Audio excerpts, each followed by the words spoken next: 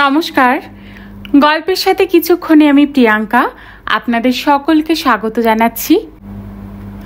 আজ আমি পাঠ করতে চলেছি বুদ্ধদেব গুহর একটি অসামান্য উপন্যাস কোয়েলের কাছে। উপন্যাসটি শুরু করার আগে একটি কথা বলে নিই, যদি উপন্যাসটি ভালো লাগে তাহলে প্লিজ একটা লাইক করে দেবেন, আর পারলে ফ্রেন্ডস আর ফ্যামিলির সাথে প্লিজ শেয়ার করবেন। যদি আর চ্যানেলে নতুন এসে থাকেন তাহলে প্লিজ চ্যানেলটাকে সাবস্ক্রাইব করে নিয়ে পাশে যে বেল আইকনটি আছে তার অল নোটিফিকেশনটা অন করে দেবেন, তাহলে যে কোনো গল্প আপলোডের সাথে সাথেই সেই নোটিফিকেশন আপনাদের কাছে পৌঁছে যাবে। এবার উপন্যাসে ফেরা যাক। আসুন তাহলে সকলে মিলে আমরা এই কোয়েলের কাছে উপন্যাসটির প্রথম পর্ব শুনে নিই।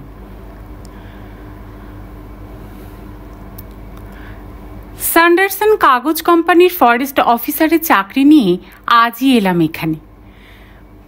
পাহাড়ের মাথায় খাপড়ার চালের পুরনো আমলের বাংলো, পাশাপাশি 3টে ঘর, সামনে পেছনে চওড়া বারান্দা। ঘরগুলো বড় বড়, বাংলোর হাতাটাও বিরাট। চমৎকার ড্রাইভ, দুপাশে 2টো জ্যাকারান্ডা গাছ, তাছাড়া কৃষ্ণচূড়া, ক্যাসিয়ার নডুলাস, চেরি ইত্যাদি গাছে চারিদিক ভরা। বাংলোর চারপাশে সীমানায় কাটা তার আর কাটা ঝোপ। জায়গার নাম রুমান্ডি। ব্রজেন ঘোষ ওরফে ঘোষদা পৌঁছে দিয়ে গেলেন, বললেন, এই হলো তোমার ডেরা, এখানেই থাকবে, এখানে বসেই বাঁশ কাটার কাজ তদারকি করবে, এইখানেই এখন থেকে তোমার ঘর বাড়ি সব। বাংলোর বারান্দায় দাঁড়িয়ে যেদিকে তাকালাম শুধু পাহাড় আর পাহাড়, বন আর বন। সত্যি কথা বলতে কি, বেশ গা ছমছম করতে লাগলো। বেশি মাইনের লোভে পড়ে এই ঘন জঙ্গলে এসে পাণ্ডববর্জিত পাহাড়ে বেঘরে বাঘ ভাল্লুক ডাকাতের হাতে প্রাণটা না যায়। ছোটবেলা থেকে কলকাতায় মানুষ, সেখানেই পড়াশোনা শিখেছি। সেখানকার ট্রাম আর দোতলা বাসের গর্জন শুনে এবং মানুষের মেলা দেখে অভ্যস্ত। কিন্তু এক আশ্চর্য জগতে এসে পড়লাম।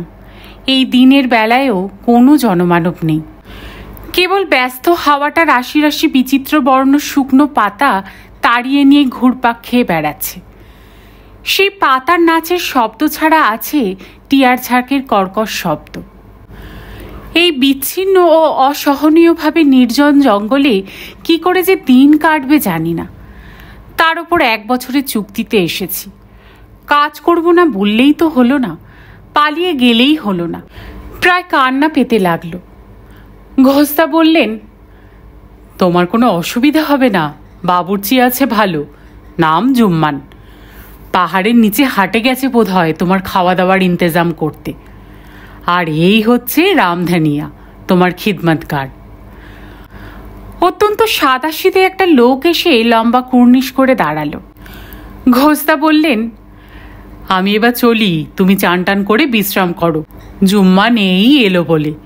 খেয়ে দিয়ে বেশ ভালো করে ঘুমিয়ে নিয়ে আজকের দিনটা রেস্ট নাও, কাল থেকে কাজ শুরু। এখানে যে রেঞ্জার আছে যার কথা বলছিলাম রাস্তায়, সে ছেলেটি ভালোই, তবে বড় সাংঘাতিক টাইপ। চমকে উঠে বললাম, মানে? ঘোষদা হেসে বললেন, না না, তোমার সঙ্গে কোনো খারাপ ব্যবহার করবে বলে মনে হয় না, তবে ছেলেটি বড় বেপরোয়া।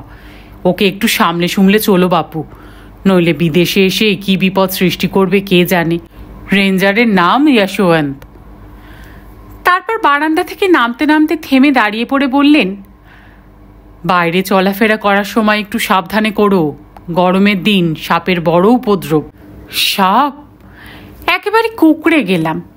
বাঘ ভাল্লুককে তাও দেখা যায়, বোঝা যায়, হাতে পায়ে হেঁটে আসে। এই ঘিনঘিনে বুকে হাঁটা পিচ্ছিল কুৎসিত সরীসৃপকে দেখলেই একটা অস্বস্তি লাগে, সারা শরীর ঘিনঘিন করে ওঠে। সভয়ে শুধলাম, কি সাপ আছে? ঘোষদা বললেন, আছেন সকলেই, শঙ্খচূড়, কালকেউটে, পাহাড়ি গাহুমান ইত্যাদি। কেউ কম যায় না, এই গরমের সময়টাতেই বেশি ভয়। তবে ঘাবড়াবার কিছু নেই, একটু সাবধানে থাকলেই হবে। ফর্সা জায়গা দেখে পা ফেলো। এই বলে উনি গাড়িতে উঠলেন। তারপরও জিপ লাল ধুলো উড়িয়ে চলে গেল। ঘরগুলো বেশ বড় বড়, বিরাট বিরাট জানালা ঘরের 3 দিকে। জানালায় শিক নেই কোনো। দুপাশে 2টি ঘর, মধ্যে বসবার ঘর কাম খাবার ঘর। প্রত্যেক ঘরের পেছনেই সংলগ্ন বাথরুম। বাথরুমে বেশ উঁচু করে কাঠের পাটাতন, বড় বাথটাব, একটা ওয়াশ বেসিন। সব দেওয়ালেই একটি করে বড় জানালা আছে। দরজা খুলে পেছনের উঠোনে গিয়ে পড়তে হয়। পেছনের উঠোনের পর জুম্মান ও রামধানিয়ার কোয়ার্টার, বাবুর্চিখানা, কাঠ ও কয়লা রাখার ঘর ইত্যাদি। উঠোনের একপাশে একটা বিরাট গাছ শাখা প্রশাখা বিস্তার করে অনেক দিনের সাক্ষী হয়ে দাঁড়িয়ে আছে। এক ঝাঁক হলদে রঙের শালিক তাতে কিচিরমিচির করছে। জানালার যা সাইজ, তাতে হাতির বাচ্চা পর্যন্ত অনায়াসে ঢুকে পড়ে আমার নেয়ারের খাটিয়াতে শুয়ে থাকতে পারে। একে তো ওই নিবিড় জঙ্গলের মধ্যে আছি, তার উপর যদি ঘরের মধ্যে হিংস্র জানোয়ার ঢুকে পড়ার ভয় থাকে, তবে তো অস্বস্তির এক শেষ। এই সাইজের জানালা দিয়ে ঠিক কোন কোন জানোয়ার এবং কত সংখ্যায় প্রবেশ করতে পারে, তা ইচ্ছে করলে রামধনিয়াকে শুধোনো যেত। কিন্তু প্রথম দিনই কলকাতিয়া বাবুর সরব উদ্ঘাটিত যাতে না হয়, সেই চেষ্টায় আপ্রাণ সতর্ক হলাম।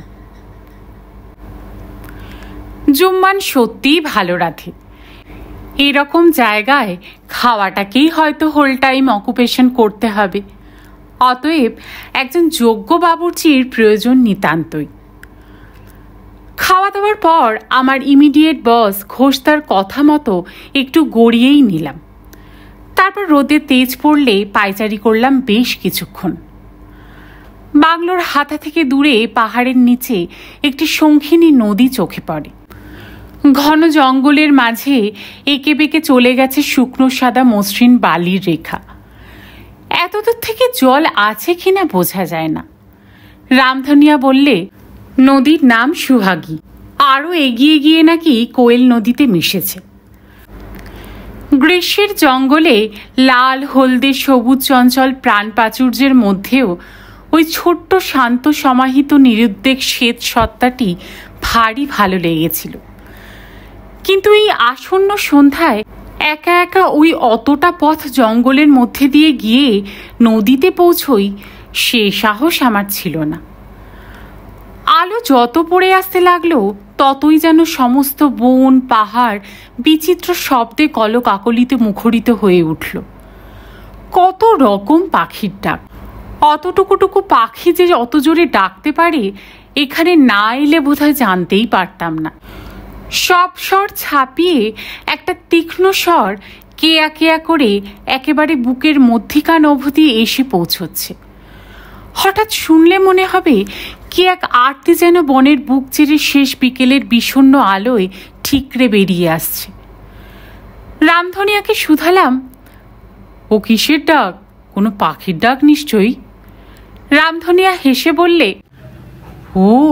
ও মোর হ্যাঁ, और क्या बा, मोर अथवा मंजूर माने मयूर। रामधनिया বলল, मोर काफी है साहब, झुंड के झुंड। ঝুন্ড কে ঝুন্ড মানে দলে দলে। শিখলাম। ভাষাটাও একটা খুব কম বিপত্তির নয়। একসঙ্গে এতগুলো বাধা অতিক্রম করতে হলে মহাবীরের প্রয়োজন। আমার মতো পঙ্গুর অসাধ্য কাজ। পৃথিবীতে যে এত পাখি আছে, আদিগন্ত এই বনের আসন্ন সন্ধ্যায় কান পেতে না শুনলে বোধহয় জানতেই পারতাম না। অন্ধকার নেমে আসতে না আসতে ভয় ভয় করতে লাগলো। বিজলি বাতি নেই, কবে হবে তারও ঠিকানা নেই। আগামী 5-10 বছরের মধ্যে হবে বলেও মনে হয় না। ঘরে ঘরে হ্যারিকেন জ্বলে উঠল। রামধনিয়া বাইরের বারান্দায়ও একটি রেখে গেল। বললাম, বাইরেরটা নিয়ে যাও। আকাশে চাঁদ ছিল। আজ বোধহয় পূর্ণিমা। একটি হলুদ থালার মতো চাঁদ পাহাড়ের মাথা বেয়ে পত্রবিরল শালবনের পটভূমিতে গ্রীষ্মের সন্ধ্যায় ধীরে ধীরে আকাশ বেয়ে উঠতে লাগলো। নীল নীল নীল আকাশে। আর সেই ঘন নীলে তার হলুদ রং ঝরে গিয়ে অকলঙ্ক সাদা হলো। সমস্ত জঙ্গল পাহাড় হাসতে লাগলো। সেই হাসিতে একটি খেয়ালি হাওয়া ঝুরঝুর করে শুকনো পাতা উড়িয়ে নিয়ে নাচতে লাগলো। চাঁদনি রাতে জঙ্গল, পাহাড়, সুহাগী নদী প্রত্যেকে এমন এক মোহময়ী রূপ নিল যে মনে হলো এরা সেই দিনের আলোর জঙ্গল, পাহাড় কি নদী নয়, এরা নতুন কেউ। জানি না সকলের হয় কি না, আমার এই প্রথম রাতে নতুন জায়গায় একটুও ঘুম এলো না। যদিও পাহাড়ের ওপর গরম তেমন কিছুই নেই, তবু জানালা বন্ধ করে ঘুমোনো গেল না। রাতে খাওয়া দাওয়ার পর যখন শুলাম, তখন নিজেকে সত্যি বড় অসহায় বলে মনে হতে লাগলো। সভ্যতা থেকে কত দূরে কোন নিবিড় জঙ্গলের মধ্যে পাহাড়ের চূড়োয় শুয়ে আছি। জানালা বেয়ে চাঁদের আলো এসে ঘরময় লুটোপুটি করছে। একটি বোগেনভেলিয়ার লতা জানালার পাশ বেয়ে ছাদে লতিয়ে উঠছে। রাতের হাওয়ার দমকে দমকে কেঁপে কেঁপে উঠছে লতাটা। ছায়াটা কেঁপে যাচ্ছে আমার ঘরময়। বাইরে জঙ্গলে অনেক রকম শব্দ শুনতে পাচ্ছি, নিশ্চয়ই নিশাচর জানোয়ারদের। কোনটা কোন জানোয়ারের আওয়াজ জানি না। সমস্ত শব্দ মিলে সেই পূর্ণিমার রাতের রূপলি শব্দ সমষ্টি মাথার মধ্যে ঝুমঝুম করছে। ঘরে শুয়ে শুয়েই ভয়ে জড়সড় হয়ে যাচ্ছি, অথচ বাইরের সুন্দরী প্রকৃতিতে এখন কারা চলাফেরা করে বেড়াচ্ছে তাদের সম্বন্ধে কৌতূহল যে কম হচ্ছে তা নয়, এক অভূতপূর্ব ভয় মিশ্রিত কৌতূহল। সারা রাত এপাশ ওপাশ করে বোধহয় শেষ রাতের দিকে ঘুমিয়ে থাকব। দরজায় ধাক্কা পড়তে যখন ঘুম ভাঙল, তখন দেখলাম আমার ঘর শিশু সূর্যের কোমল আলোয় ভরে গেছে। এবং আশ্চর্যের বিষয় এই যে জানালা দিয়ে কোনো জানোয়ারই ঘরে প্রবেশ করেনি রাতে। রামধনিয়া দরজা ধাক্কাচ্ছিল। দরজা খুলতেই বলল, রেঞ্জার সাহেব আয়া। তাড়াতাড়ি মুখ হাত ধুয়ে পাজামার ওপর পাঞ্জাবিটা চড়িয়ে বাইরে এলাম। বাইরে এসে কাউকে কোথাও দেখতে পেলাম না। দেখলাম একটা কুচকুচে কালো ঘোড়া কৃষ্ণচূড়া গাছের নিচে দাঁড়িয়ে আমার দিকে সপ্রতিভ চোখে তাকিয়ে আছে। ঘোড়াটার গা দিয়ে কালো সাটিনের জেল্লা বেরোচ্ছে। এদিকে ওদিকে চাইতেই দেখি উঠোনের দিক থেকে একজন কালো দীর্ঘদেহী ছিপছিপে সুপুরুষ এদেশীয় ভদ্রলোক আসছেন। তার পেছনে পেছনে রামধনিয়া একটা ভাঙা ঝুড়িতে বিস্তর সাদাই হলুদে মেশানো টোপা টোপা ফল নিয়ে আসছে। ভদ্রলোক কাছে আসতেই নিজেই হাত তুলে ভাগা ভাগা বাংলায় বললেন, নমস্কার। প্রতি নমস্কার জানালাম। দেখলাম রামধনিয়া ওই ঝুড়ি ভর্তি ফল ঘোড়ার মুখের সামনে ঢেলে দিল, আর ঘোড়াটা তখনই সেগুলো পরমানন্দে চিবোতে লাগলো। আমাকে অবাক চোখে তাকিয়ে থাকতে দেখে ভদ্রলোক এবার বেশ পরিষ্কার বাংলায় বললেন, ওগুলো কি ফল জানেন? নেতিবাচক ঘাড় নাড়ালাম। উনি বললেন, মাহুয়া, উঠোনে যে বড় গাছটা আছে সেটার ফল। আমি বললাম, গাছটা দেখে সেরকম অনুমান করেছিলাম বটে, আগে তো দেখিনি কোনোদিন, ফলও চিনতাম না। ভদ্রলোক হো হো করে হাসতে লাগলেন। বললেন, স্যান্ডারসন কোম্পানির ফরেস্ট অফিসার মহুয়া চেনে না? আজীব বাত। কথাটায় বেশ অপ্রতিভ হলাম। উনি বললেন, এই মহুয়াই এখানকার লোকের ধমনী বেয়ে চলে। কেন, কাল রাতের বাস পাননি? সারা রাত হাওয়ায় যে মিষ্টি মাতাল করা গন্ধ পেয়েছেন তা এই মহুয়ারই। সারা জঙ্গল গরমের দিনে মা করে মহুয়ার গন্ধে। এ বড়া कीमती জিনিস। গরুকে খাওয়ান, গরু বেগে দুধ দেবে। ঘোড়াকে খাওয়ান, ঘোড়া তেড়ে ছুটবে। মহুয়ার মদ তৈরি করে মানুষকে খাওয়ান, দেখবেন ঝেড়ে ঘুমোচ্ছে। আরও গুণ আছে, ঘোড়া থেকে নামতে গিয়ে গোড়ালি মুচকে গেল তো সুখা মহুয়া গরম করে সেক দিন, বাস সঙ্গে সঙ্গে ঠিক। বললাম, দাঁড়িয়ে দাঁড়িয়ে গল্প হয় নাকি? আসুন বসুন। উনি অবাক গলায় বললেন, এ কি আপনার কলকাতার নাকি মশাই যে মিঠি মিঠি কথা বলে চলে যাব? অনেক মাইল ঘোড়া চেপে এসেছি, সেই সূর্যোদয়ের আগে উঠেছি ঘোড়ায়। এখানে দুপুরে খাওয়া দাওয়া সেরে বিশ্রাম নিয়ে আবার বিকেলে রওনা হয়ে রাতে গিয়ে পৌঁছব। উচ্ছ্বাসিত হয়ে বললাম, বাহ বাহ, তবে তো ভালোই, চমৎকার হলো। Very kind of you. Very kind of you কথাটাই উনি আমার দিকে এমন করে কটমটিয়ে তাকালেন যে বুঝতে তিলমাত্র কষ্ট হলো না যে এই জঙ্গলে ওইসব মেকি ভদ্রতা অনেকদিন আগেই তামাদি হয়ে গেছে। এখানে মানুষ মানুষকে আন্তরিকতায় আপ্যায়িত করে, তোতা পাখির মতো কতগুলো বাধাগত আউড়ে নয়। কথা ঘুরিয়ে বললাম, যাই বলুন, বাংলাটা কিন্তু আপনি চমৎকার বলেন। যশোবন্ত বাবু কিঞ্চিত ব্যথিত এবং অত্যন্ত অবাক হয়ে বললেন, একে আপনার কথা ঠিক বুঝতে পারলাম না। তারপর বেশ জোরের সঙ্গেই বললেন, আমি তো বাঙালিই হচ্ছি। বিস্ময়ের শেষ রইল না, প্রায় ঠোক গিলে বললাম, তাহলে আপনি বাঙালি হচ্ছেন, কিন্তু যশোবন্ত নামটা তো ঠিক। উনি হেসে বললেন, আরে তাতে কি হলো, আমরা 4 পুরুষ ধরে বিহারে, হাজারিবাগের বাসিন্দা। আমার নাম যশোবন্ত বোস, আমার বাবার নাম নরসিংহ বোস, আমার মার নাম ফুলকুমারী বোস। মামা বাড়ি পূর্ণিয়া জেলায়। আমার মামারাও প্রায় 3-4 পুরুষ হলো পূর্ণিয়ায়। নাম যাই হোক আমাদের, আমরা বাঙালিই হচ্ছি। আমি বললাম, তা তো নিশ্চয়ই, বাঙালি তো হচ্ছেনই। যশোবন্ত বাবু বললেন, ঘোষ সাহেব আমাকে জানালেন আপনার কথা, বললেন খুব বড়া খানদানের ছেলে, অবস্থা বিপাকে বহুত পড়ে লিখে হয়েও এই জঙ্গলে কাজ নিয়ে এসেছেন, অথচ জঙ্গলে জানেন না কিছুই। তাই ভাবলাম আপনাকে একটু তালিম দিয়ে যাই। তারপর একটু চুপ করে থেকেই বললেন, এখানে কোনো রক্তের সম্পর্কের প্রয়োজন নেই, আমরা সকলেই সকলের রিশতেদার। একজন আরেকজনের জন্য জান কবুল করতেও কখনো পিছু হটে না। আও দোস্ত, হাত সে হাত মিলাও।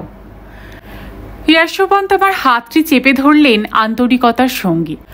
যদিও একটু ঘাবড়ে গেলাম, তবুও বললাম, ভালোই হলো, খুব ভালো হলো। একেবারে একা একা যে কি করে এখানে দিন কাটাতাম জানি না। যশোবন্ত বাবুর অদ্ভুত সহজ স্বভাবের গুণে অল্পক্ষণের মধ্যেই আমরা আপনি থেকে তুমিতে এলাম। অবশ্য 5 মিনিটের মধ্যে সদ্য পরিচিত কাউকে তুমি বলা যায়, এ একেবারে অবিশ্বাস্য ব্যাপার। যদি কেউ কোনোদিন যশোবন্তকে দেখে থাকেন, তবে একমাত্র তিনি এই কথায় অবলীলায় বিশ্বাস করবেন। রামধনিয়া চা নিয়ে এলো চেরি গাছের তলায়, চিড়ে ভাজা আর চা। ফুরফুর করে হাওয়া দিচ্ছে, একজোড়া বুলবুলি পাখি এসে চেরি গাছের পাতার আড়ালে বসে শীষ দিচ্ছে। ওপরে তাকালে দেখা যায় শুধু নীল আর নীল, আশ্চর্য শান্তি। পাহাড়ের নিচের গ্রামের ঘুম ভেঙেছে অনেকক্ষণ। গ্রামের নামও সুহাগী, নদীর নামে নাম। ঘন জঙ্গলের আস্তরণ ভেদ করে ধোঁয়া উঠেছে এঁকে বেঁকে পেঁজা তুলোর মতো আকাশের দিকে। পোষা মুরগির ডাক, ছাগলের ব্যাব্যারব, মোষের গলার ঘণ্টা, কাঠ কাটার আওয়াজ এবং ইতস্তত নারীকণ্ঠের তর্জন ভেসে আসছে হাওয়ায়। বেশ ভালো লাগছে। আমিও একেবারে একা নই, অনেক লোকই তো আছে আশেপাশে। বেশ সপ্রাণ, সরব জীবন্ত সকাল। বেশ ভালোই লাগছে রাতের ভয়টা কেটে গিয়ে। যশোবন্ত বলল যে আমার কাজ এমন কিছু নয়। কাগজ কোম্পানির সঙ্গে চুক্তিবদ্ধ ঠিকাদার আছেন। সেই ঠিকাদারেরা লরি বোঝাই বাঁশ কেটে কেটে বিভিন্ন স্টেশনে পাঠাবেন। সেসব বাঁশ ঠিকমতো সাইজ হচ্ছে কিনা, সময় মতো পাঠানো হচ্ছে কিনা, এসব কাজ তদারকি করা। যশোবন্ত এখানকার ফরেস্ট রেঞ্জার। ওর কাজ যাতে বন বিভাগের কোনো ক্ষতি না হয়, বন বিভাগের প্রাপ্য পাওনা ঠিকমতো আদায় হচ্ছে কি হচ্ছে না ইত্যাদি লেখা। আমার কাজ কঠিনও নয়, আহামরি আরামেরও কিছু নয়। মাঝে মাঝে জিপ নিয়ে কুপে কুপে ঘুরে আসা। যতদিন নিজের জিপ না আসে ততদিনই একটু কষ্ট, তাও রোজ যাবার দরকার নেই। শুধলাম, হেঁটে হেঁটে জঙ্গলে যেতে হবে, কিন্তু জঙ্গলি জানোয়ারের ভয় নেই তো? যশবন্ত বলল, জানোয়ারের ভয় মানুষের কিছুই নেই, মানে থাকা উচিত নয়। মানুষের ভয় মানুষেরই কাছ থেকে, তবে প্রথম প্রথম একটু সাবধানে থাকা ভালো, এবং থেকেও। তবে ভয়ের কিছু নেই, তাছাড়া ভয় কেটে যাবে। যারা জঙ্গল বন পাহাড়কে জানে না তারাই ভয় করে মারে। একবার চিনতে পারলে, ভালোবাসতে পারলে, তখন আর জঙ্গল পাহাড় ছেড়ে যেতেই মন চাইবে না। তাছাড়া আমি তোমাকে শিকার করতে শিখিয়ে দেব। হাতে একটা বন্দুক নিয়ে বন পাহাড়ে চষে বেড়াবে, দেখবে দিল খুশ হয়ে যাবে। সচমুচ দিল বড়া খুশ হো যায়গা। কি কথা বলবো ভেবে না পেয়ে বললাম, ওই যে নিচে সোহাগী নদী দেখা যাচ্ছে, ওতে জল আছে এখন? যশবন্ত বলল, জল আছে বই কি, চিচির করে বইছে এখনো। তবে যখন গরম আরও জোরে পড়বে তখন ওপরে জল আর যাবে না, তখন নদী অন্তঃসলীলা হবে। খুঁড়লে পাওয়া যাবে, কিন্তু বাইরে দেখে বুঝতে পারবে না যে জল আছে। বললাম, কালকে রাতে চাঁদ উঠেছিল যখন, তখন নদীটাকে দারুণ সুন্দর দেখাচ্ছিল। কত নাম না জানা পাখি ডাকছিল রাতের জঙ্গল থেকে। একটু ভয় করছিল যদিও, কিন্তু বেশ লাগছিল। লাগবে, ভালো লাগবে বই কি, নইলে কি আর পড়ে আছি এখানে? সময় মতো প্রমোশন হলে আমি এতদিনে ডিভিশনাল ফরেস্ট অফিসার হয়ে যেতাম। কিন্তু আমার স্বভাব এবং আমার এই পালামৌ প্রীতি, এই দুয়ে মিলে হয় গাড়ু নয় লাত, হায় চাহাল চুংড়ু কিংবা বেতলা, এখানেই বেঁধে রেখেছি। এ শালি জাদু জানে। তারপর বলল, যাবে নাকি নদীটা দেখতে? চলো ঘুরে আসি। বাংলো থেকে পাকদণ্ডি রাস্তা পেয়ে নামতে নামতে ভাবছিলাম, যশবন্ত ছেলেটার মধ্যে বেশ একটা ক্রুডনেস আছে, যা তার চাল চলনে, ভাবভঙ্গিতে সব সময় ফুটে ওঠে, যা এই জঙ্গল পাহাড়ের নগ্ন পরিপ্রেক্ষিতে একটি আঙ্গিক বিশেষ বলে মনে হয়। যশবন্ত শুধল, এটা কি গাছ জানো? বললাম, জানি না। অর্জুন গাছ। এই জঙ্গলে অর্জুন এবং শিশু প্রচুর আছে। তাছাড়া আছে শাল, সবচেয়ে বেশি। শালকে এখানকার লোকেরা বলে সাকুয়া। তাছাড়া আরও অনেক গাছ আছে, কেঁদ, পিয়ার, আসন, পান্নান, পুইসার, গমহব, সাগুয়ান ইত্যাদি, এবং নানা রকমের বাঁশ। সকলের নাম কি আমিই জানি?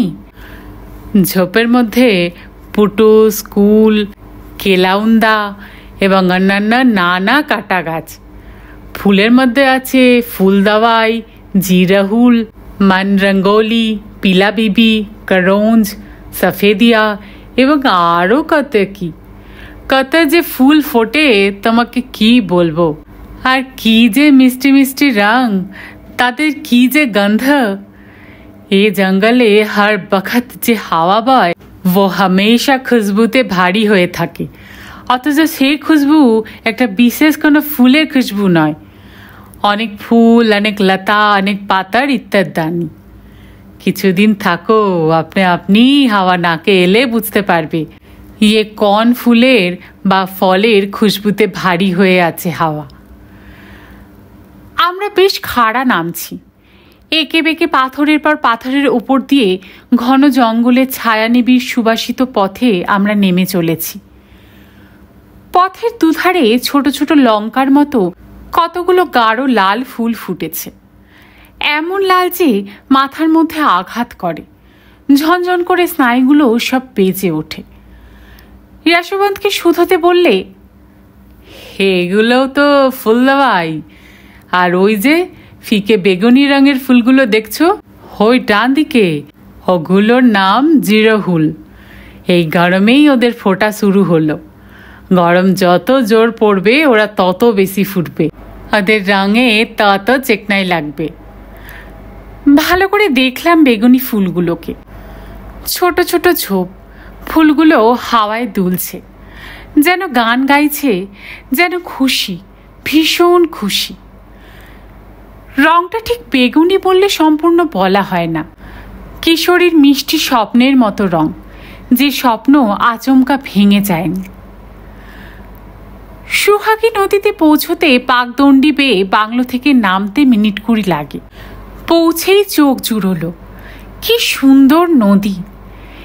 ইউক্যালিপটাস গাছের গায়ের মতো মসৃণ, নরম, পেলব, সুন্দর বালি। মধ্যে দিয়ে পাথরে পাথরে কলকল করে কথা কইতে কইতে একটি 5 বছরের শিশুর মতো ছুটে চলেছে সুহাগী। কারো কথা শুনে ঘর থেকে বেরোয়নি, কারো কথায় থামবেও না ঠিক করেছে। জলধারা যেখানে সবচেয়ে চওড়া, সেখানে প্রায় 25-30 গজ হবে। একটা প্রকাণ্ড সেগুন গাছের তলায় একটি বড় কালো পাথরের স্তূপ, চমৎকার বসবার জায়গা, ছায়া শীতল, উঁচু। সেখান থেকে বসে নদীটাকে বাঁক নিতে দেখা যায়। দুপাশে গভীর জঙ্গল, নদী বয়ে চলেছে তার মাঝ দিয়ে। পাথরের ওপরে ইতস্তত শুকনো পাতা ছড়িয়ে আছে, হাওয়ায় হাওয়ায় মচমচানি তুলে এপাশে ওপাশে গড়াগড়ি খাচ্ছে। যশোবান বললে, এই পাথরে বসে আমি অনেক জানোয়ার শিকার করেছি। সুহাগী থেকে ফিরে এসে দুপুরে খাওয়া দাওয়ার পর যেখানে কাজ হচ্ছে সেখানে নিয়ে গেল যশোবন্ত আমাকে। অনেকখানি বিস্তীর্ণ জায়গা জুড়ে বাঁশ কাটা হচ্ছে, ছোট ছোট বাঁশ, সরু সরুও বটে। এক ধরনের মোটা বাঁশও আছে, তবে খুবই কম। সে বাঁশ নাকি কাগজ বানাতে প্রয়োজন হয় না। ফরেস্ট ডিপার্টমেন্টের খাকি জামা পরা লোকজন মার্কা করার হাতুড়ি হাতে ঘুরে বেড়াচ্ছে। একজন কন্ট্রাক্টরের জঙ্গল আজ মার্কা হচ্ছে, কাঠের জঙ্গল। যশোবন্ত নানা রকম বাঁশের নাম শেখাচ্ছিল, ব্যাম্বুসা রোবাস্টা, ব্যাম্বুসা আর্ডেন্সিয়া, ড্যান্ডোকালামা স্ট্রিক্টাস ইত্যাদি। ড্যান্ডোকালামা স্ট্রিক্টাসই বেশি, মোটা বাঁশ এখানে খুবই কম। বাঁশ কাটার সময় ঠিকাদারের লোকজন সবই করে, তারাই তাদের নিজেদের গরজে তদারকি করে। সত্যি কথা বলতে কি, তেমন কোনো কঠিন কাজই নেই। তবে যখন নতুন জঙ্গলে কাজ আরম্ভ হবে, সেই সময় আমার এবং যশোবন্তের প্রথম কিছুদিন রোজই যেতে হবে। নইলে বাঁশের জঙ্গল ঠিকমতো কাটা হচ্ছে কিনা, ঠিক মাপের বাঁশ, ঠিক বয়সের বাঁশঝাড় নির্ধারিত হলো কিনা, এসব দেখাশোনা করা যাবে না। এখানকার সবচেয়ে বড় ঠিকাদার মালদেহ তেওয়ারি, খুব নাকি লোক ভালো। সমস্ত জঙ্গলে প্রচুর লরি এবং অনেক লোক খাটছে। গরমের সময় কাজ খুব, কারণ বর্ষাকালটা কাজ বন্ধ থাকবে। জঙ্গলে রাস্তাঘাট অগম্য হয়ে উঠবে, নদী নালা ভরে যাবে।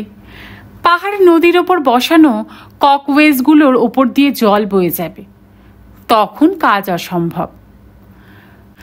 মালদেহ বাবুর ছেলে রামদেও তেওয়ারি এখানে সেদিন কাজ দেখতে এসেছিল। 25-26 বছর বয়স হবে ছেলেটির। পায়জামা পরা, বেশ শৌখিন, করিতকর্মার প্র্যাকটিক্যাল মানুষ। অল্প বয়সে মনে হয় কাজটা ভালো রপ্ত করেছে। কিসে 2 পয়সা আসবে তা জেনেছে। জঙ্গল থেকে ফিরে সন্ধে হওয়ার পর যশোবন্ত ঘোড়ায় চেপে বসল। যতবার বললাম, কি দরকার এত রাত করে এতটা পথ ঘোড়ায় চেপে গিয়ে, বিকেল বিকেল বেরিয়ে বেলা থাকতে পৌঁছে গেলেন না কেন? ততবারই ও বলল, মাথা খারাপ, হে গরমে কে যাবে, আর রাতেই তো মজা। চাঁদনি রাতে পাহাড় জঙ্গলে বেরিয়ে বেড়ানোর মতো মজা আছে। আমি বললাম, কিসের মজা? বলছেন হাতি আছে, বাইসন আছে, বাঘ আছে, জঙ্গলি মোষ আছে, যে কোনো মুহূর্তে তারা সামনে পড়তে পারে। আর আপনি বলছেন মজা আছে, এতে মজাটা কিসের? যশোবন্ত বলল, মজাটা কিসের অত শত ব্যাখ্যা করতে পারবো না, তবে এক কথায় বলতে পারি, দিল খুশ হয়ে যাতা হ্যায়। কথা কটি আমার দিকে ছুড়ে দিয়ে সেই চাঁদের আলোয় মোহময় অপার্থিব সেই রহস্যময় রাতে আলো ছায়ায় ভরা পাহাড়ি পথে যশোবন্ত টকবক টকবক করে ঘোড়া ছুটিয়ে চলে গেল ওর বাংলোয় নৈহারে। সকাল 10টা বাজতে না বাজতেই দরজা জানলা বন্ধ। বাইরে লু বইছে, ঝড়ের মতো আওয়াজ। হলুদ বনে বনে একটা অভিমানের মতো রুক্ষ প্রচণ্ড হাওয়া ঘুরে বেড়াচ্ছে। সমস্ত প্রকৃতি থেকে যেন একটা ঝাঁঝ বেরোচ্ছে, তীব্র তীক্ষ্ণ ঝাঁঝ। সুন্দরী যুবতীর সৌন্দর্যের গর্বের মতো, অসহ্য। জুম্মানকে বর্ধমানের কোনো এক লোক নাকি কবে শিখিয়েছিলেন যে গরমকালে কলাইয়ের ডাল, পোস্তর তরকারি এবং খেরো খেলে শরীর ভালো থাকে, তার সঙ্গে কাঁচা আম বাটা, নয়তো পাতলা করে ঝোল। অতএব যত গরম পড়ছে আমার শরীর ততই স্নিগ্ধ হচ্ছে, কিন্তু মন যেন ততই বিদ্রোহী হয়ে উঠছে। শুধু কলাইয়ের ডাল আর খেরো খেয়ে কতদিন কাটানো যায়? কাজ যা সব ভোরে ভোরে 10টার মধ্যে। খুব ভোরে উঠছি। কলকাতায় কোনোদিন ভাবতেও পারিনি যে এত ভোরে আমি নিয়মিত উঠতে পারবো। অবশ্য রাতেও শুতে বেশি দেরি হয় না।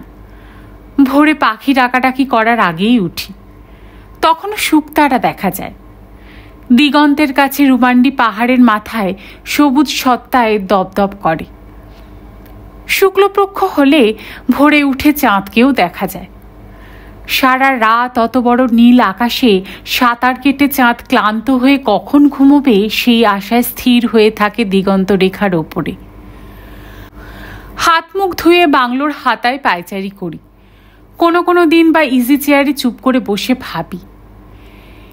এই সময়টা বোধহয় ভাববারই সময়। নিবিষ্ট মনে কোনো বিশিষ্ট চিন্তাকে বা কোনো বিশেষ জনকে ভাববার সময়। ভাবতে ভাবতে পায়চারি করতে করতে সূর্যকে পাহাড় বেয়ে উঠতে দেখি। সমস্ত জঙ্গল পাখিদের কলকাকলিতে ভরে যায়। টিয়ার ঝাঁক ট্যাঁ ট্যাঁ ট্যাঁ করতে করতে মাথার ওপর দিয়ে উড়ে যায়। ময়ূর ডাকে, তিতিরগুলো টিহা টিহা টিহা করে ডাকতে থাকে চারিদিকে। তাছাড়া কত অনামা পাখি, কত অচেনা সুর। অনেকদিন সূর্য ওঠার আগেই চা জলখাবার খেয়ে বেরিয়ে পড়ি। সঙ্গে টাবর থাকে, আমার মুন্সি, হেল্পার, কোম্পানিরই লোক। অনেকদিনের পুরনো ও অভিজ্ঞ। ওর বাস নিচের গ্রাম সুহাগীতে। টাবরের চেহারা কিছু লম্বা চওড়া নয়, বেটে খাটোই, কিন্তু দেখলেই মনে হয় শক্তিতে ভরপুর। মাথার চুলগুলো পেকে সাদা হয়ে গেছে, কিন্তু মুখের কি শরীরের অন্য কোনো পেশিতে একটুও টান ধরেনি। মালকোচা বাঁধা কাপড়, কাঁধের ওপর শুইয়ে রাখা চকচকে ধারালো টাঙ্গি। পাকদণ্ডির পথ পেয়ে সুগন্ধি বনে বনে 3-4 মাইল হেঁটে যেতে কিছুই মনে হয় না, বুঝতেই পারি না। যেখানে কূপ কাটা হচ্ছে সেখানে পৌঁছই। ওরাও, খাড়োয়ার, চেরো সমস্ত কুলি টাঙ্গি হাতে সেখানে কাজ আরম্ভ করে দিয়েছে ততক্ষণে। তাদের টাঙ্গি চালানোর ঠকাঠক শব্দ কাজ করতে করতে চেঁচিয়ে চেঁচিয়ে কথা বলায় সারা জঙ্গল গমগম করত। তেওয়ারি বাবুদের কর্মচারী রমেন বাবু কাজ দেখাশোনা করতেন। আমরা দুজনে ঘুরে ঘুরে কাজ দেখতাম। টাবর ঘুরে ঘুরে সর্দারি করত। গরম এখানে খুব বেশি, তাই কাজ যা হওয়ার তা সকালে এবং শেষ বিকেলে হতো। ইতিমধ্যে খোঁজদা আর তার স্ত্রী সুমিতা বৌদি এসেছিলেন আমি কেমন আছি খোঁজ খবর নিতে। ঘোষদার সঙ্গে সুমিতা বৌদিকে মোটেই মানায় না। বেমানানের কোনো সঙ্গত কারণ আছে বলে জানা নেই, কিন্তু কেন যেন মনে হয় মানায় না। দুজনের সম্পর্কের মাঝে কেমন যেন একটা অদৃশ্য বিপরীতমুখী ভাব বর্তমান। সেটা প্রমাণ করা মুশকিল, কিন্তু বোঝা আদৌ অসুবিধার নয়। ঘোষদা খুব কৃপণ গোছের হিসাবই পান খাওয়া মানুষ। একটি ভালো চাকরি আর সুন্দরী স্ত্রী পেয়ে জীবনে আরও যে কিছু চাইবার আছে বা ছিল, সে কথা বেমালুম ভুলে গেছেন। এবং কখনো অন্য কেউ মনে করিয়ে দিলে কিংবা অন্য কোনো প্রসঙ্গে সেই বিষয় উঠলে তিনি ব্যথাও পান না, বিব্রতও হন না, ক্রুদ্ধও হন না।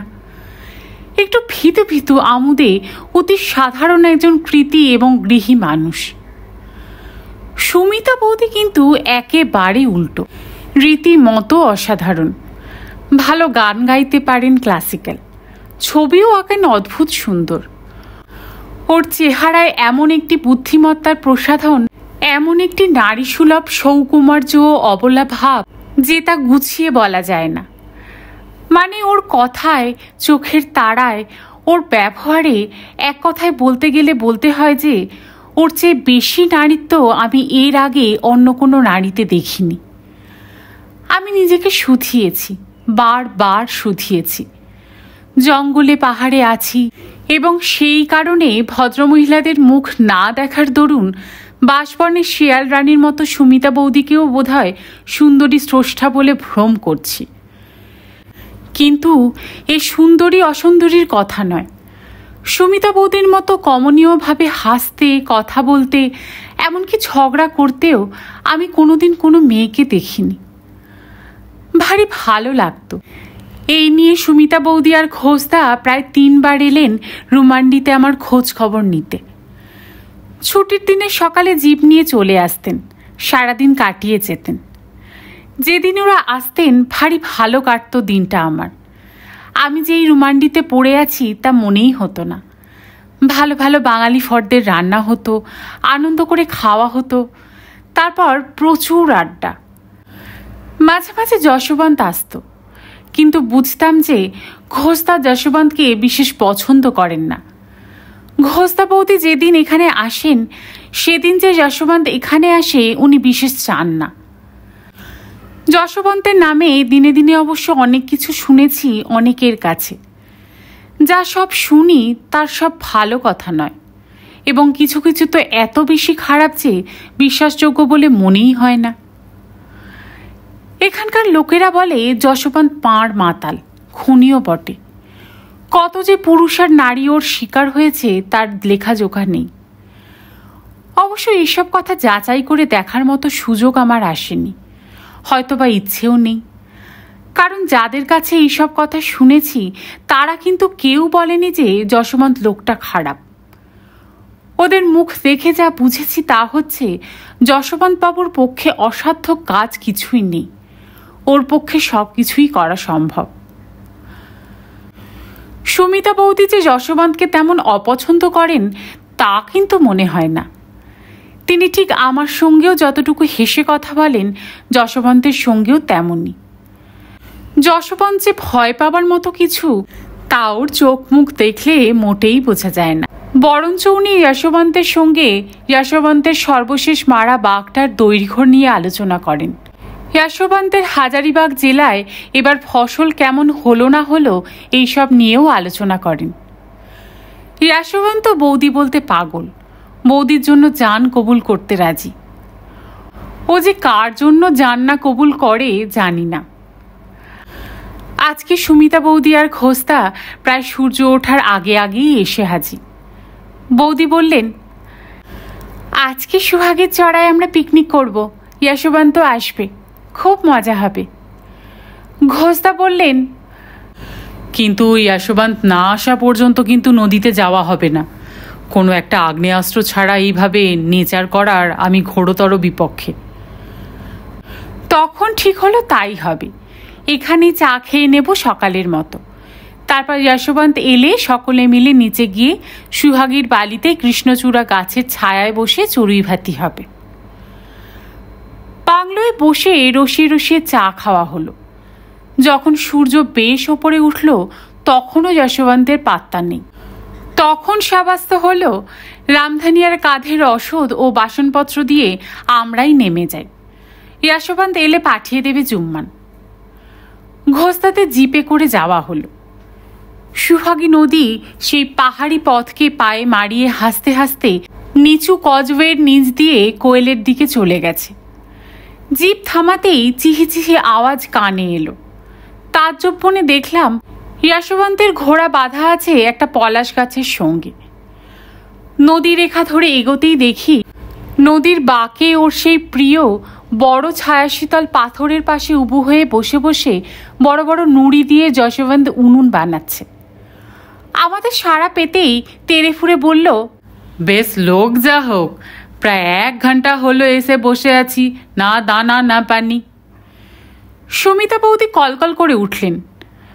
বাজে বকো না, তোমাকে কে সোজা এখানে আসতে বলেছিল?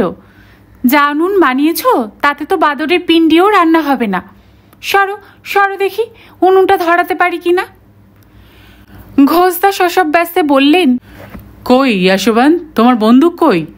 এভাবে জঙ্গলে মেয়ে ছেলেদের নিয়ে আনআর্মড অবস্থায় আসা কখনোই উচিত নয়। বাঘ আছে, ভাল্লুক আছে, হাতি তো আছেই, তার ওপর বাগে চম্পা থেকে মাঝে মাঝেই বাইসনের দল ছুটে আসে। বলা যায় কিছু? ইয়াশোবান চুপ করে কি ভাবলো একটুক্ষণ, তারপর হেঁটে গিয়ে ওর ঘোড়ার জিনের সঙ্গে সমান্তরালে বাঁধা একটি কি যন্ত্র বের করে আনলো। কাছে এসে গাছে ঠেস দিয়ে রেখে বলল, এই হলো তো, এবার বাইসন এলেও মাজা বুঝবে। এ বন্দুক নয়, 450 400 ডাবল ব্যারেল রাইফেল। বৌদি কেটলিটা উনুনে চড়াতে চড়াতে বললেন, তার মানে একসঙ্গে 400-500 গুলি বেরোয়?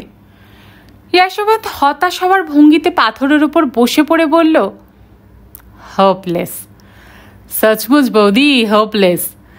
তারপর হাত নেড়ে বলল, 400-500 গুলি বেরোয় না, এটা রাইফেলের ক্যালিবার। বৌদি ঘাড় ফিরিয়ে হাসলেন, বললেন, ও তাই বলো, তা রাইফেলের মালিকের ক্যালিবার কত? ইয়াশোবান্ত এবার হেসে ফেলে বলল, তার ক্যালিবার বুঝনেওয়ালা লোক আজ পর্যন্ত এই পালামৌ জঙ্গলে দেখলাম না একজনও, তাই সে আলোচনা করা বৃথা।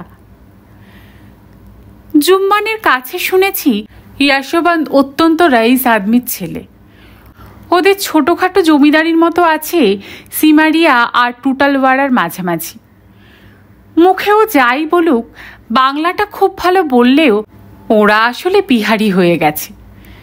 বাবা মার একমাত্র সন্তান, ওদের জমিদারির মাসিক আয় নাকি প্রায় 2000 টাকা। অথচ এই অল্প টাকার মাইনেতে এই জঙ্গলেও পড়ে আছে আজ কত বছর। এই কাজটা বোধ হয় ওর পেশা নয়, নেশা। বেহতারিন শিকারিও নাকিও, সারা বছর এখানেই পড়ে থাকে। বছরে কোনো এক সময় যায় বাবা মার সঙ্গে দেখা করতে, বেশি দিন থাকে না, পাছে ধরে বিয়ে দিয়ে দেয়। ইয়াশোবান প্রায়ই আমাকে বলে যে বিয়ে করা পুরুষ মানুষ আর ভরপেট মহুয়া খাওয়া মাদি সম্বর নাকি সমগোত্রীয়। হঠাৎ ঘোষদা বললেন, এই গরমে যে কোন ভদ্রলোক চড়ুইভাতি করে এই প্রথম দেখলাম। ইয়াশোবান্ত বলল, তাও যা বললেন ভদ্রলোক, মাঝে মাঝে এমনি বলবেন, নইলে আমরা যে ভদ্রলোক এই কথা এক আমরা এবং জঙ্গলের জানোয়ার ছাড়া আর কেউই তো স্বীকার করে না। মাঝে মাঝে কথাটা শুনতে ভালো লাগে। ঘোষদা উত্তরে একটা জ্বলন্ত দৃষ্টি নিক্ষেপ করলেন। বৌদি ধমকে বললেন, তোমরা এখানে কি করতে এসেছ? চড়ুইভাতি করতে না ঝগড়া করতে? ইয়াশোবাদ উল্টে ধমক দিয়ে বলল, দুটোই করতে। গরম যদিও আছে প্রচণ্ড, তবু কেন জানি এই গরমে একটুও কষ্ট হয় না, কারণ এই গরমে ঘাম হয় না মোটে। শুকনো গরম, খুব বেশি হলে মাথার মধ্যে ঝাঁঝা করে। তবে এই গরমে বেশি হাঁটাচলা করলে লু লেগে যাওয়ার সম্ভাবনা এবং তা থেকে অনেক সময় পঞ্চত্ব প্রাপ্তিও ঘটে। তবু কলকাতার ভ্যাপসা পচা গরম থেকে এই গরম অনেক বেশি ভালো। মনে হয় মনের মধ্যেও যতটুকু ভেজা স্যাঁতস্যাঁতে ভাব থাকে সেটাকেও সম্পূর্ণভাবে নিশ্চিহ্ন করে শুকিয়ে দেয়। মনটা যেন তাজা, হালকা, সজীব সুগন্ধে ভরে ওঠে। আর্দ্রতা যত কম থাকে মনে ততই ভালো। সুমিতা বৌদি আমায় বললেন, কি হলো, এমন গোমরা মুখ কেন? বললাম, ভাষাটাকে কিছুতেই আয়ত্ত করতে পারছি না। বৌদি সপ্রতিভ গলায় হেসে বললেন, এটা একটা সমস্যাই নয়। আগে একটা কা বা পরে একটা পা, তাহলেই 50% হিন্দি নবিশ হয়ে গেলে বাদ বাকি 50% থাকতে থাকতে হবে। ভাষা এমনি শেখা যায় না, ভাষা শিখতে কান চাই। তোমার চারপাশে যত লোক কথা বলছে তাদের উচ্চারণ, তাদের বাচনভঙ্গি এবং তারা কোন জিনিসটাকে কি বলে, কোন অনুভূতি কিভাবে ব্যক্ত করে, এইটে বুদ্ধিমানের মতো নজর করলে যে কোনো ভাষাই শেখা সহজ। যশবন্ত বলে উঠল, জব্বর বলেছেন। যাই হোক, এই কারণে আমি মুরগি, তিতির আর সাম্বারের ভাষা আয়ত্ত করেছি। বৌদি সঙ্গে সঙ্গে বললেন, আর ঘোর ফরাসি ভাষা, সেটা আয়ত্ত করনি? দাঁতে একটা ঘাস কাটতে কাটতে দুষ্ট যশবন্ত বলল, এ জঙ্গলে ঘোর ফরাস বেশি নেই, তাই তাদের সঙ্গে কথোপকথন হয়নি। বৌদি পুরনো কথার সুতো ধরে বললেন, তবে যা বলছিলাম, পালামোর হিন্দি শিখতে হলে কা আর পা প্রথমে এই দিয়েই আরম্ভ করতে হবে। যশবন্ত আমার দিকে ফিরে বলল, তাহলে আরম্ভ হোক। বলো দেখি ভায়া, কি সুন্দর সূর্যোদয়, হিন্দিতে কি হবে? একটা ব্রেন ওয়েভ এসে গেল। বললাম, কা বাড়িয়া সানরাইজ বা। বৌদি, খোস্তা আর যশবন্ত একসঙ্গে চেঁচিয়ে উঠলেন, সাবাস সাবাস, তোমার হবে। দেখতে দেখতে দুপুর হলো। আমরা খেতে বসেছি, এমন সময় নদীর পাশ থেকে কি একটা জানোয়ার আমাদের ভীষণ ভয় পাইয়ে দিয়ে ডেকে উঠল। ডাকটা অনেকটা অ্যালসেশিয়ান কুকুরের ডাকের মতো। ঘোষদা চমকে বললেন, কি ও? মিথ্যে কথা বলবো না, আমিও ভয় পেয়েছিলাম। যশবন্ত হাসতে লাগলো, বলল, কোটরা হরিণ ঘোষদা। আমার ধারণা ছিল না যে এতদিন জঙ্গলে থেকেও আপনি কোটরার ডাক শোনেননি। ঘোষদা নিজেকে সামলে নিয়ে বললেন, শুনবো না কেন, না শোনার কি আছে? তবে খেতে বসার সময় এসব বিপত্তি আমার ভালো লাগে না। আমি শুধলাম, কোটরা কি? যশবন্ত বলল, কোটরা এক রকমের হরিণ, ছাগলের মতো দেখতে, ছাগলের চেয়েও বড় হয়। ইংরাজিতে যাকে বলে পার্কিং ডিয়ার। এতটুকু জানো, আর যে অত জোরে অত কর্কশ স্বরে ডাকতে পারে, তা না দেখলে বিশ্বাস করা কঠিন। জঙ্গলের মধ্যে কোনো রকম অস্বাভাবিকতা, বাঘের চলাফেরা বা শিকারীর পদার্পণের খবর এরা সঙ্গে সঙ্গে সমস্ত জঙ্গলে জানান দিয়ে দেয়।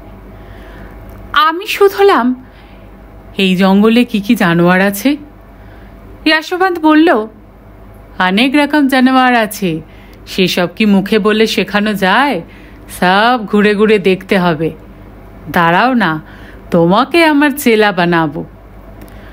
ঘোষদা ধমক দিয়ে বললেন, থাক, তুমি নিজে ডাকাত, দয়া করে আর ওই ছেলেটাকে চেলা বানিও না। নিজে তো গোল্লায় গেছই, এই ছেলেটাকে আর দলে টেনো না। এই কথা শুনে যশবন্ত হাসি হাসি মুখে ঘোষদার দিকে তাকালো, কথা বলল না। দেখতে দেখতে বিকেল গড়িয়ে এলো, রোদের তেজ কমে গেল। হাওয়াতে মহুয়ার গন্ধ ভেসে আসছে। সুহাগী নদীর শ্বেত বালুরেখায় দুপাশের গাছের ছায়ারা দীর্ঘতর হয়ে এলো। বেশ কাটল দিনটা। এরকম সুন্দর শান্ত দিন সবসময় আসে না। এসব দিন মনে করে রাখার মতো, অথচ কোনো বিরাট ঘটনা ঘটেনি, কোনো চিৎকৃত সভার আয়োজন হয়নি, তবুও মনে রাখার মতো। ঘোষদা ও সুমিতা বৌদি আর বাংলো অবধি এলেন না, সোজা জিপে ডাল্টনগঞ্জের দিকে বেরিয়ে গেলেন। যশবন্ত ওর ঘোড়ায় চেপে আস্তে আস্তে আমার সঙ্গে বাংলোয় ফিরল। সময় কেটে গেল কিছুটা। যশবন্ত গিয়েছে চান করতে, আমি একা। চান করে টাটকা হয়ে যশবন্ত এসে বসলো ইজি চেয়ারে, তারপর হাঁক ছাড়ল, হে রামধনিয়া, ঠান্ডাই লাও। অমনি রামধনিয়া যথারীতি সিদ্ধি, পেস্তা, বাদাম ও ভয়সার দুধ দিয়ে বানানো ঠান্ডাই শ্বেত পাথরের গেলাসে করে এনে দিল। যশবন্ত খুব রসিয়ে রসিয়ে খেল। যশবন্ত বলল, लाल साहेब, आज खोजदा ने मुझे बिल्कुल खराब बना दिया, मगर जानते हो मिर्जा गालिब ने क्या कहा था? কেন জানি না আমার মনে হলো আজ যশবন্ত মেজাজে আছে। আজকে হয়তো নিজের সম্বন্ধে অনেক কথা বলে ফেলবে, যা হয়তো অন্যদিন কোনো ক্রমে বলতো না। আমি ওকে খুঁচিয়ে দিয়ে বললাম, এমনি এমনি কেউ কাউকে খারাপ বলে না নিশ্চয়ই। যশবন্ত একবার আমার মুখের দিকে তাকালো, বলল, দোষ গুণ জানি না, আমি যা আমি তা, লুকোচুরি আমি পছন্দ করি না। আমি যা, সেই আমাকে যদি কেউ ভালোবাসে, কাছে ডাকে, তাকেই আমি দোস্ত বলি। অন্যকে বলি না, অন্যের মতামতের জন্য আমি পরোয়াও করি না। আমি মদ খাই, কিন্তু আমি মাতাল নই। যখন ইচ্ছে হয় খাই। কেউ আমাকে কখনো রাস্তায় মদ খেয়ে মাতলামি করতে দেখেনি। মদ খাওয়া ছাড়াও আমি এমন অনেক কিছু করি যা শুনলে তোমাদের মতো ভালো ছেলেরা আঁতকে উঠবে। আমি বললাম, কিন্তু যশবন্ত, তোমার মতো ছেলে মদ খাবে কেন? যশবন্ত আমাকে চোখ রাঙিয়ে বলল, তোমার মতো ছেলে বলছো কেন? আমি কি তোমাদের মতো মাখন বাবু নাকি? মদ খাই, খেতে ভালো লাগে বলে, দিল খুশ হো যাতা হে, তাই খাই। কিন্তু তোমার কি এমন দুঃখ যার জন্য তোমাকে এমনভাবে নষ্ট হয়ে যেতে হবে? যশবন্ত খুব একচোট হাসল কেঁপে কেঁপে। তারপর বলল, যেসব লোক দুঃখ ভোলার দোহাই দিয়ে মদ খায় সেগুলো মানুষ নয়। আমি মদ খাই কোনো দুঃখ ভোলার জন্য না, কারণ আমার কোনো দুঃখ নেই। মদ খাই খেতে ভালো লাগে বলে, খেলে নেশা হয় বলে। কোনো সালার বাবার পয়সায় খাই না, নিজের পয়সায় খাই। খেতে ভালো লাগে বলে খাই, পেশ করি। তারপর বুঝলে লাল সাহেব, যেদিন ইচ্ছে হয় লালতির কাছে যাই। আগে রুকমানিরও কাছে যেতাম, সে তো মরে যাবে শিগগিরই, সেও এক ইতিহাস। লালতির কাছে যাই, কিন্তু বিনি পয়সায় যাই না, বিস্তর পয়সা খরচা করতে হয়। আমি বললাম, থাক, তোমার এই বীরত্বের কাহিনী আমায় আর নাই বা শোনালে। অসুবিধা এই যে তুমি যা বাহাদুরি বলে বিশ্বাস করছো, তা থেকে তোমাকে নড়ানো আমার ক্ষমতার বাইরে। মনে হয় চেষ্টাও করা বৃথা। যশবন্ত আমাকে থামিয়ে দিয়ে বলল, চেষ্টা করো না লাল সাহেব, আমাদের বন্ধুত্ব বজায় রাখতে হলে আমি যা, আমাকে তাই থাকতে দিও। যদি নিজেকে কোনোদিন বদলাই তো এমনিই বদলাবো, নিজেকে বদলানোর প্রয়োজন বলে বদলাবো। নিজে যতদিন মন থেকে সেই পরিবর্তন কামনা না করব, ততদিন পৃথিবীতে এমন কোনো শক্তি নেই যা আমায় বদলায়। তুমি বৃথা চেষ্টা করো না। আমি বললাম, রুকমানিয়া না কার কথা বললে? ঘোষদার কাছে শুনেছি তার জীবন নাকি ইতিহাস। বলো না যশবন্ত, কি সেই ইতিহাস, আর কে সেই রুকমানিয়া? সেই অন্ধকারে ওর তীক্ষ্ণ চোখ দিয়ে যশবন্ত আমাকে নিঃশব্দে চিরে চিরে দেখল কিছুক্ষণ। তারপর হায়নার মতো বুক কাঁপিয়ে হেসে উঠল, বলল, একেবারে হুবহু। আমি বিরক্ত হয়ে বললাম, হুবহু? হুবহু শহরের লোক, কৌতূহলী, বিশেষ করে কোনো নিন্দার বিষয় হলে।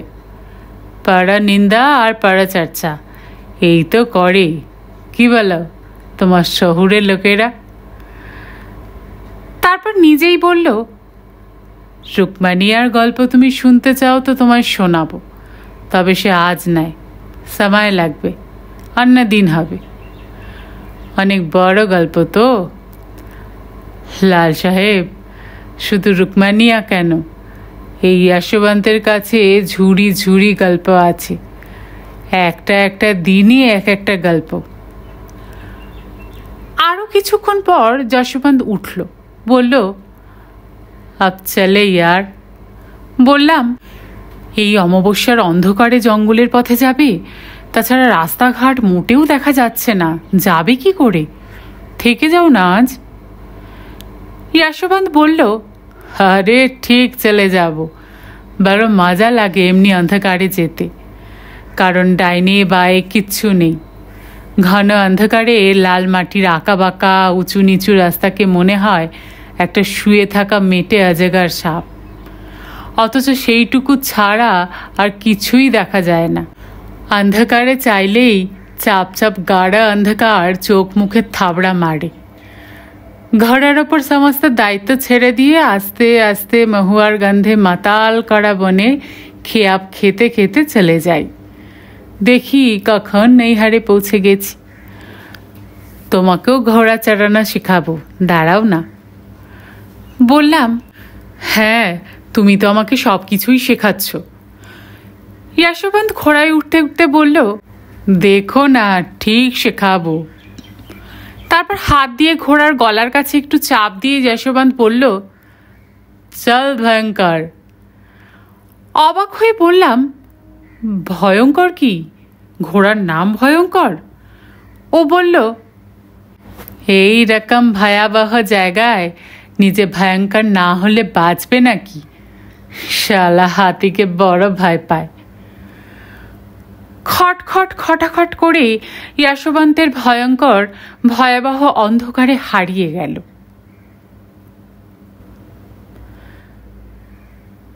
শেষ করলাম আজকে বুদ্ধদেব গুহর একটি অসামান্য উপন্যাস কোয়েলের কাছের প্রথম পর্ব। সকলে খুব ভালো থাকবেন, সুস্থ থাকবেন। গল্প শোনার জন্য আপনাদের সকলকে অসংখ্য ধন্যবাদ।